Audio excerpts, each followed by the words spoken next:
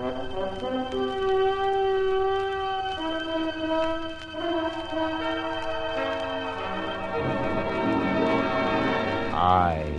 have been here.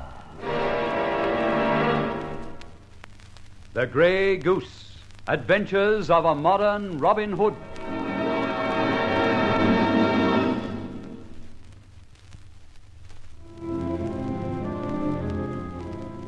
I can't help admiring Inspector Ford's acumen, and actually I suppose I should applaud him. But being a goose, and a grey goose at that, I feel more like living up to the part and hissing.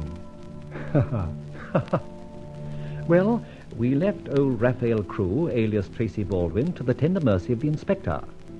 But the man who stole the clock and the cop who wasn't a cop, they have to be eliminated also.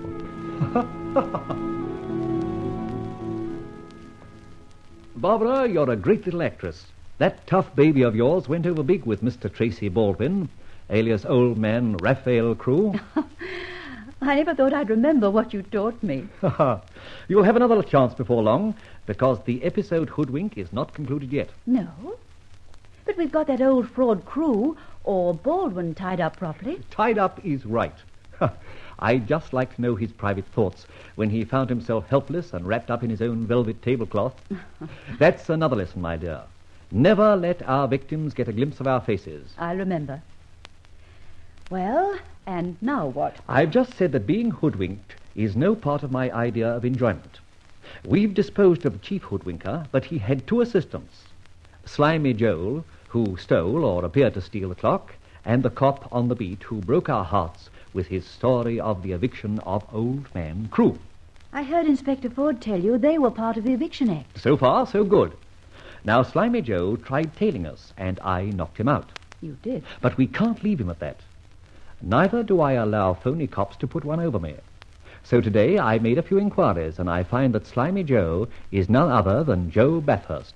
And who may Mr. Bathurst be otherwise? Just a smart sneak thief, or dip. Dip? Pickpocket to you. Now, the cop is another matter. He really was a cop once, but was dismissed the force for the good of the force. At any rate, Joe Bathurst and the cop, by name Barney Briggs, have to be reckoned with, and I propose to do the reckoning. Oh, by the way, did you bring away the cash from Baldwin's safe? Yes, £500 in notes. But how very excellent. Now, who shall receive this thing, this very pretty thing? The Prisoners' Aid Society. My dear, of course. How right you can be. Send it at once, will you? Yes. Now, for campaign orders for the day, or rather night. When you've had a good rest, dig out your most intriguing frock. Have you such a thing? Why, of course. Good. Then to make it more intriguing, lop a bit off both ends. For heaven's sake. Certainly not. For the sake of Joe and Barney. Targets for tonight, as they say in operation orders. And then? I shall drive you to Tottenham Court Road. Among the shabby nightclubs there is one called the Blue Persian.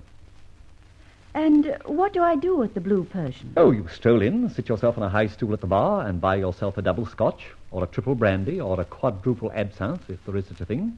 Then? You commence to languish. Glance covertly round, as it were, looking for, a sucker. You're made up, vulgarly, as it were. Your nylons are much in evidence, and incidentally are good.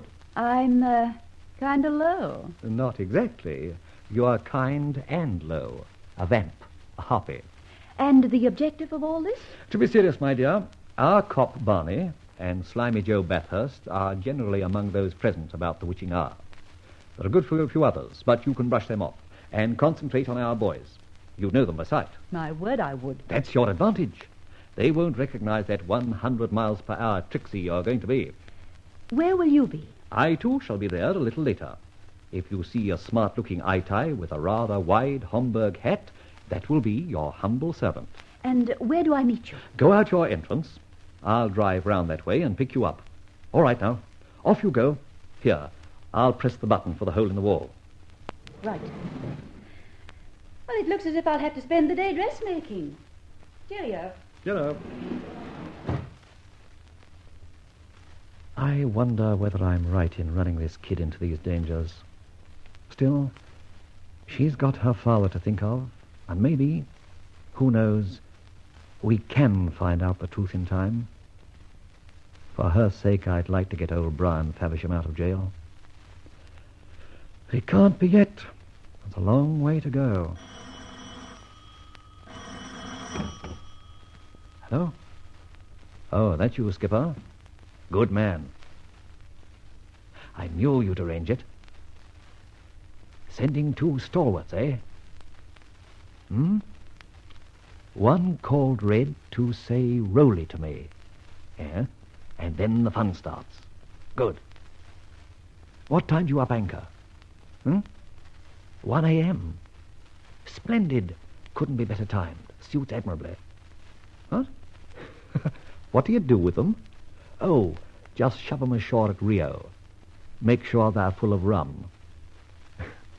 Good. They'll get pinched as illegal immigrants and spend quite a lot of time in the local jug. No. We'll see they haven't any money. They'll do no bribing in a hurry. Just remember at Rio, you've never seen them. You won't in any case. Thanks, old chap.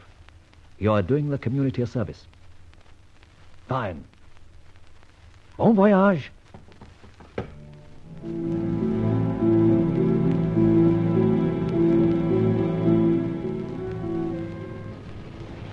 There's the blue Persian, Barbara. I'll just drive on and find a parking spot a bit higher up. And you walk back.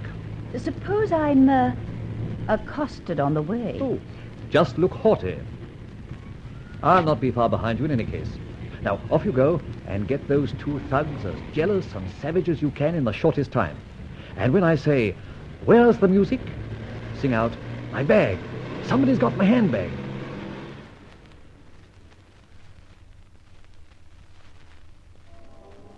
Whiskey soda. Course, dearie. There you are. Stow that stuff. That drink's on me, Toad. Ain't it, missy? If you say so, fella. Oh, thanks. There's mud in your eye. Same to you. Crikey, you're smart, ain't you? Smart? Better than most of the she-males of this place. Wouldn't say that. New here, eh? No. Take this dive in now and then. What say you and me dance, eh? We could hold that floor down. I'm not that heavy, big man. Oh, didn't mean that. Don't take me up. Blimey, I'm popping for you. You're the fleshiest type here, I'm telling you. What's your name? Barbara. Barbara what? That's it. Barbara what? How did you know, Sonny? Sonny. Somehow, I like the way you say Sonny. Say it again. Sonny. Actually, me name's Barney, but I like that. Jiminy, you are a one. How about another drink? Don't you want to dance? Do I? But we'll just have one for the middle of the floor, eh? Could do with a double scotch. So could I. So, put 'em up. Right? You're a generous sort, ain't you? Nothing generous about standing you a noggin or 2. The flashiest girl in the room. You said that before. I'll say it again. The flashiest Don't worry, I know. And I think you ain't so bad yourself. Kind of big and strong. What cheer, Barney's son? A friend of yours, Barney? Yes, and we don't want interrupting, see? Well, I ain't interrupting. I just wants an intro to the To flashiest the girl flashiest in the room. Come off that and cut out, will you, Joe? Well, I think the gal'd like to know me, see? What'd you say, miss? No harm, perhaps. What do you say, Barney? No ill feelings and all that. All right, but I'm off, Joe. This is Barbara Watt, and this here interfering no good is Joe. Gentlemen, I am wonder if it is a possibility you permit me to buy you one a little drink. Good work, Barbara. Now, get out of the way, or else I'll... Pardon mio, it is just a suggestion. I not butt in again, eh? You better not. Certamente. I move myself a little away. As far as you like, monkey. And talking of butting in, why don't you move up a bit, Joe? You're crowding me and Barbara. Crowded, am I? Here, look, Barney, the girl can answer for herself, can't she? Yeah, it's all me what about it, but Rolly, you're Red? Good. Your pal? Jackson, just be the bar. Say when. In a moment. I shout out, "Where's the music?" Then the girl said, "Where's my bag?" Yes. There'll be a shindy, and those two you see will get going hammer and tongs. I'll shoot the light out, grab 'em and go. When you get to the ship, tell the skipper thanks. Right, Rowley. Standing by. You talk of Crowden. Ain't you never heard Freezer Crowd? Crowden? You talking, Joe. What do you know of Crowden? Ain't it in your line? The bigger the crowd, the better. So you can do a dip for them. Take that back, slugger. Or do you have a proper? I won't take it back, sneak thief. Now, what are you going to do? I say here, where is the music? Is not the place for the dancer. Gracious, where's my bag? I had it only a moment ago. Oh, thieves! Robbers! What did I say? Joe, give the lady her bag. Barney, I ain't got the bag. I tell you, you have. It's usual with you. Oh, whiz it. Right, Red. Go to it. Right.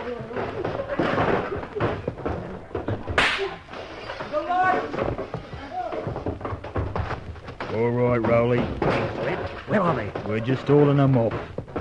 See you in port.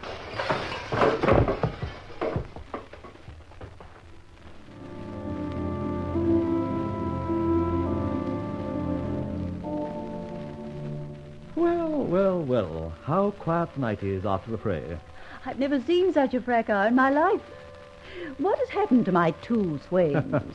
1 o'clock a.m.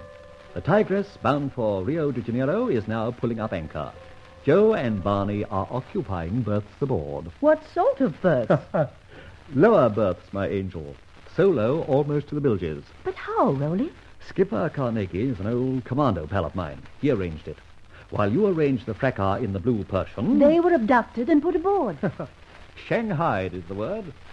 Rolly, have we achieved an advance in... In your dad's case? No, my dear. Nothing this time. But we have achieved the removal of 3 menaces to society. Mr. Raphael Crewe, alias Tracy Baldwin, Mr. Joe Bathurst, and Mr. Barney Briggs.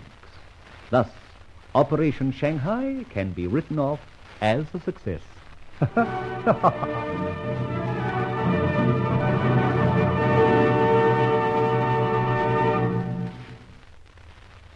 Listen again to the adventures of Rolland Fletcher, alias the Grey Goose, the story of a modern Robin Hood.